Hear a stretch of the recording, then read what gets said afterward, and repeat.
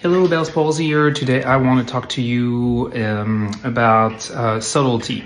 Subtlety in retraining movement and practicing movement. So once you have close to or full eye closure in order to rebuild that movement and make it become just more natural and retrain your brain to do this as normally as possible.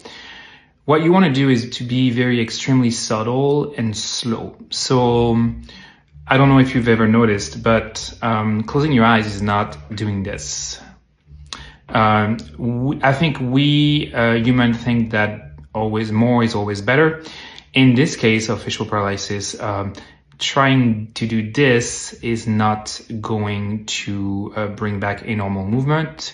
If you are failing to improve and you try this, and then you develop synkinesis, that's probably gonna reinforce your synkinetic pattern. So I would highly discourage you from doing that. So instead, I would just practice closing your eyes. And again, this is, if your eye looks like this when you try to close it, don't even attempt this. It's just, you need to stretch your eyelid in likely many different ways before you practice this. But once you do have some closure, and even if it's slow, you want to practice actually a very slow movement. So something like this. All you have to do is remember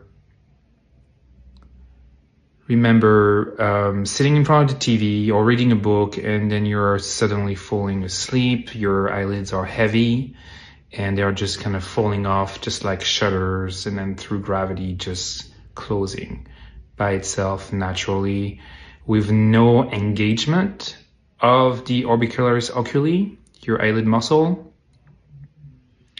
Because we do not close our eyes like this. It's just a gentle drop and it stays there.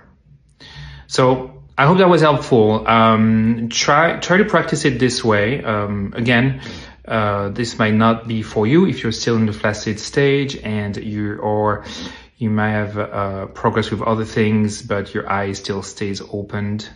And you have very little eye closure. Don't practice this. You need to work on stretching the soft tissue first at that point. So give it a try. Let me know how that goes. Take care.